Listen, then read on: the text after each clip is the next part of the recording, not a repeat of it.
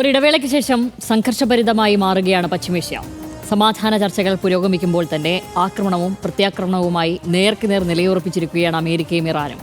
ഇറാന്റെ ക്യുഷം ദ്വീപിലേക്ക് അമേരിക്ക ആക്രമണം നടത്തിയെന്ന് അമേരിക്കൻ സെൻട്രൽ കമാൻഡ് സ്ഥിരീകരിച്ചു. സഖ്യകക്ഷികളായ കുവൈറ്റിലേക്കും ബഹ്റൈനിലേക്കും ഇറാൻ നടത്തിയ ആക്രമണത്തിന്റെ തിരിച്ചടിയാണ് ക്യുഷം ആക്രമണമെന്നും അമേരിക്ക വ്യക്തമാക്കി. കുവൈറ്റ് വിമാനത്താവളത്തിലേക്ക് ഇറാൻ നടത്തിയ ആക്രമണത്തിൽ ഇന്ത്യൻ പൗരൻ കൊല്ലപ്പെട്ടു. ആക്രമണത്തിൽ ഇന്ത്യക്കാരടക്കം 63 പേർക്ക് പരിക്കേറ്റതായും കുവൈറ്റ് ആരോഗ്യ മന്ത്രാലയം അറിയിച്ചു.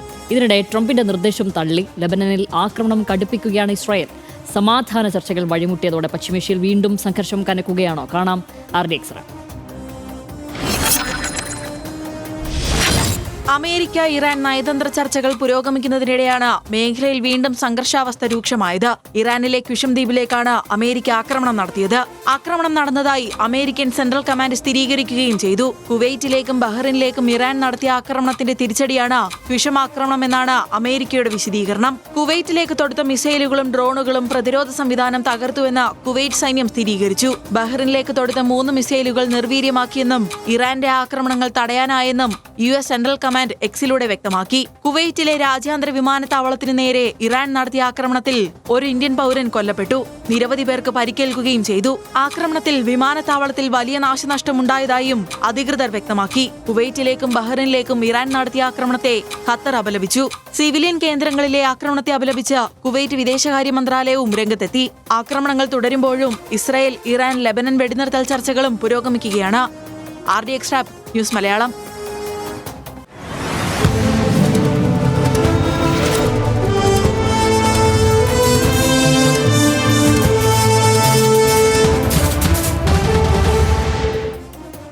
ഇതുമായി ബന്ധപ്പെട്ട് കുറച്ച് ഡേറ്റകൾ പരിശോധിച്ചു കഴിഞ്ഞാൽ ഇറാന്റെ ആക്രമണത്തിൽ 63 പേർക്ക് പരിക്കേറ്റതായി കുവൈറ്റ് ആരോഗ്യ മന്ത്രാലയം സ്ഥിരീകരിക്കുന്നു. ബഹ്റൈനിലേക്കും കുവൈറ്റിലേക്കും ഇറാൻ നടത്തിയ ആക്രമണത്തെ എതിർത്ത് GCC രാജ്യങ്ങൾ രംഗത്തുവന്നു. ബഹ്റൈനിലേക്കും കുവൈറ്റിലേക്കും ഇറാൻ നടത്തിയ ആക്രമണം അംഗീകരിക്കാനാകില്ലെന്ന് ലെബനനും പറയുന്നു.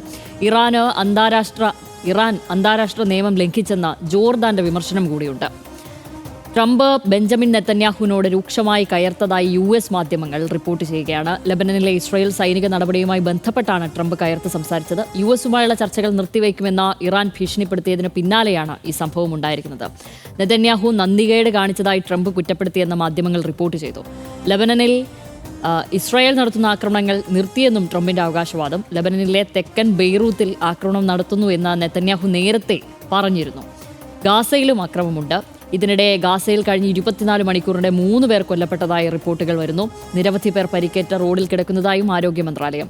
വെടിനിർത്തൽ പ്രഖ്യാപിച്ച ശേഷം 936 പേർ കൊല്ലപ്പെട്ടെന്നും 2903 പേർക്ക് പരിക്കേറ്റെന്നുമാണ് നിലവിലെ കണക്കുകൾ. വെടിനിർത്തൽ പ്രഖ്യാപിച്ച ശേഷം ഗാസയിൽ പലയിടങ്ങളിൽ നിന്നായി 781 മൃതദേഹങ്ങൾ കണ്ടെടുത്തെന്നും ആരോഗ്യ മന്ത്രാലയം സ്ഥിരീകരിക്കുകയാണ്. വീണ്ടും കലുഷിതമാവുകയാണ് പശ്ചിമേഷ്യ. ഈ സാഹചര്യം കണ്ടിട്ട് ഇത് ഉടൻ സമാധാനം പുലരുമെന്ന് തോന്നുന്നുണ്ട്. അല്ല, സമാധാനത്തിലേക്ക് തന്നെയുള്ള യാത്രയിലാണെന്ന് തന്നെയാണ് ഞാൻ ഇപ്പോൾ കരുതുന്നത്. ആ യാത്രയിൽ ഉണ്ടാവുന്ന ചില സംഗതികൾ എന്ന് മാത്രമേ നമുക്കിതിനെ കരുതേണ്ടതുള്ളൂ. അതിനുവേണ്ടി ആ യാത്ര സുഗമമാക്കാൻ ഇരുപക്ഷവും നടത്തുന്ന ചില നീക്കങ്ങൾ എന്നുള്ളതാണ്, അവരുടെ താല്പര്യങ്ങൾ സംരക്ഷിക്കാൻ നടത്തുന്ന നീക്കങ്ങൾ എന്നുള്ളതാണ് ഇപ്പോൾ സംഭവിച്ചുകൊണ്ടിരിക്കുന്നത്. കാരണം പ്രധാനപ്പെട്ട യുദ്ധം എന്നുള്ള സാഹചര്യം ഇപ്പോൾ തൽക്കാലം ഒഴിവായി നിൽക്കുകയാണ്. ആ യുദ്ധം കഴിഞ്ഞതിൻ്റെ അടുത്ത ഘട്ടത്തിലേക്ക് ഇപ്പോൾ ഈ അടുത്ത് ഡിപ്ലോമാറ്റിക് ഡിസ്കഷൻസും ചർച്ചകളും ഒക്കെ ഒരു തലത്തിൽ നടക്കുമ്പോൾ അതിനെ ഒന്ന് മുറുക്കാൻ വേണ്ടിയിട്ടുള്ള ഇടപെടൽ പല ഭാഗത്തു നിന്നും ഉണ്ടാകുന്നു. അതുപോലെ ഈ പ്രോക്സികളുണ്ടല്ലോ, മറ്റേ ലെബനൻ്റെയൊക്കെ ഇടപെടൽ വേറൊരു തരത്തിൽ, അല്ലെങ്കിൽ ഹിസ്ബുള്ളയുടെ ഇടപെടൽ വേറൊരു തരത്തിലുണ്ടാകുന്നു. ഹിസ്ബുള്ളയുമായിട്ടുള്ള ഏറ്റുമുട്ടൽ, അല്ലെങ്കിൽ ഇപ്പോൾ അടി കൊടുക്കുന്നത് എവിടെയാണ്? നേരിട്ട് ഇറാനിലേക്കുള്ള അടി, കുഷമിൽ ഉള്ള ഒരു ആക്രമണം ഉണ്ടായെന്നുള്ളത് ചോദിച്ചാൽ ഇപ്പം നേരിട്ടുള്ള അടി, ഇപ്പോൾ പരസ്പരം അങ്ങോട്ടും ഇങ്ങോട്ടുമുള്ള ഓരോ സൂചനകൾ കൊടുക്കുകയാണ്. അതായത് ലെബനന് നേരെ ആക്രമണം ഉണ്ടാകുന്നു, ഇപ്പുറത്ത് കുഷമിൽ ആക്രമണം ഉണ്ടാകുന്നു, അപ്പോൾ തിരിഞ്ഞ് കുവൈറ്റിലേക്കുള്ള അടി ഇറാൻ കൊടുക്കുന്നു. ഇതൊക്കെ വലിയ യുദ്ധമല്ല, ചെറിയ പൊട്ടലുകളാണ്. അതായത് ചില മെസ്സേജസ്, അത് ഈ ചർച്ചകളെ അടുത്ത ഘട്ടത്തിലേക്ക് എത്തിക്കാൻ വേണ്ട വലിയ ചർച്ചകൾ നടക്കല്ല. ചർച്ച ഈ ഘട്ടത്തിൽ പിൻവാങ്ങുന്നു എന്നവർ പ്രഖ്യാപിച്ചിട്ടുണ്ട്. പക്ഷേ ചർച്ചയിലേക്ക് തന്നെയാണ് വീണ്ടും തുടർന്ന് പോകുക. അതിനപ്പുറത്തുള്ള ഒരു ഔട്ട് ആൻഡ് ഔട്ട് യുദ്ധത്തിലേക്ക് പോകാനുള്ള സാധ്യത തൽക്കാലം കുറവാണ്. പക്ഷേ സംഭവിക്കുന്നത് അമേരിക്കയ്ക്ക് ഈ കടുവയുടെ വായിൽ നിന്ന് തലയൂരാൻ ഒരു നിവൃത്തിയില്ലാത്ത അവസ്ഥ ഇപ്പോഴും നിലനിൽക്കുന്നു എന്നുള്ളതാണ് യഥാർത്ഥത്തിലുള്ള സാഹചര്യം. കാരണം കഴിഞ്ഞ ദിവസം മിക്കവാറും വിശ്വാസ്യതയുള്ള എല്ലാ മാധ്യമങ്ങളും തന്നെ റിപ്പോർട്ട് ചെയ്ത സംഗതി തന്നെയാണ് ഈ ട്രംപ് നെതന്യാഹുവിനെ ചീത്ത വിളിച്ചു എന്നുള്ളത്. അതായത് നമ്മൾ ഏത് ഭാഷയിലാണ് ശ്യാമലി, അത് നമ്മൾ ഇപ്പോൾ ഇവിടെ തെരുവിൽ കിടന്ന് രണ്ടുപേര് തല്ലുണ്ടാക്കിയാൽ പറയുന്ന ഭാഷയിൽ അങ്ങോട്ട് ചീത്ത വിളിച്ചു. കാരണം നിനക്ക് ഭ്രാന്താണോ എന്നുള്ളതാണ് ഈ ട്രംപ് വിളിച്ച് നെതന്യാഹുവിനോട് ചോദിച്ചത്. ലെബനന് നേരെ പിന്നെയും ആക്രമണം നടത്തുന്ന സാഹചര്യം ഉണ്ടാകുമ്പോൾ, കാരണം ഇതൊന്ന് തലയൂരാനായിട്ട് ശ്രമിക്കുകയാണ് അമേരിക്ക. ഇത് അവസാനിപ്പിക്കാൻ വേണ്ടിയിട്ടുള്ള ഒരു ശ്രമം ഉണ്ടാകുമ്പോൾ അടുത്ത പാര ഈ നെതന്യാഹുവിന് ഇതിന് താല്പര്യമില്ല. കാരണം ഇതിനകത്ത് ഇത് അവസാനിക്കുന്ന നിമിഷം മുതൽ നെതന്യാഹുവിന് നേരെയുള്ള മറ്റ് അന്വേഷണങ്ങളും പ്രശ്നങ്ങളും എല്ലാം ആരംഭിക്കാൻ പോവുകയാണ്. അപ്പോൾ അത് പരമാവധി ഒഴിവാക്കാനുള്ള ഒരു ശ്രമമാണോ നെതന്യാഹു നടത്തുന്നത് എന്നുള്ള സംശയമുണ്ട്. കാരണം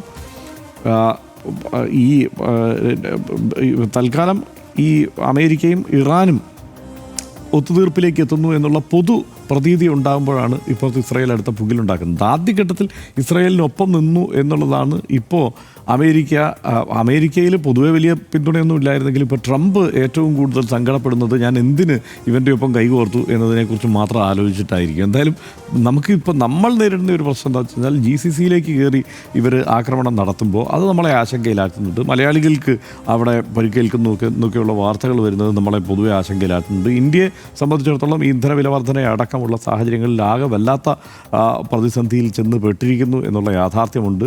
ഹോർമുസ് കടലെടുക്ക് ഇപ്പോൾ ഈ എല്ലാ ചർച്ചകളുടെയും ഒരു കേന്ദ്രമായി മാറുന്നു. അവിടെ പരസ്പരം ബലപ്രയോഗങ്ങളുടെ ഒരു തലത്തിലേക്ക് ആ പ്രദേശം മാറുന്നു. ഇതൊക്കെ കൊണ്ട് ആരെങ്കിലും ഒന്ന് അയഞ്ഞാലും കാര്യങ്ങൾ സുഗമമാവില്ല എന്നുള്ള സ്ഥിതി അവിടെ നിലനിൽക്കുന്നുണ്ട്. അതുകൊണ്ട് നമ്മൾ കാത്തിരുന്ന് കാണണം. ആശങ്കാജനകമാണ് തൽക്കാലം സാഹചര്യം. അത് അതിജീവിച്ച ചർച്ചകളിലൂടെ തന്നെ പ്രശ്നം പരിഹരിക്കാനുള്ള സാധ്യതയും നിലനിൽക്കുകയാണ്. ചെറിയൊരു ഇടവേളയ്ക്ക് ശേഷമാണ് പശ്ചിമേഷ്യ വീണ്ടും അശാന്തമാകുന്നത്. ഒരു ഘട്ടത്തിൽ അവസാനിച്ചു എന്ന് കരുതിയ സംഘർഷമാണ് ഇപ്പോൾ വീണ്ടും കൂടുതൽ അക്രമാസക്തമാകുന്നത്. വെടിനിർത്തൽ ചർച്ചകൾ പുരോഗമിക്കുന്നതിനിടെ വീണ്ടും അക്രമം തുടരുന്നത് ലോകരാഷ്ട്രങ്ങളെല്ലാം ഭീതിപ്പെടുത്തുന്നുണ്ട്. അമേരിക്കയിൽ ഇസ്രായേൽ ലബനൻ വെടിനിർത്തൽ ചർച്ചകൾ നടക്കുന്നതിനിടെ ഈ ചർച്ചകളെല്ലാം പാടെ തള്ളി ഇസ്രായേൽ ലബനിലേക്ക് ആക്രമണം നടത്തുന്നുണ്ടായിരുന്നു.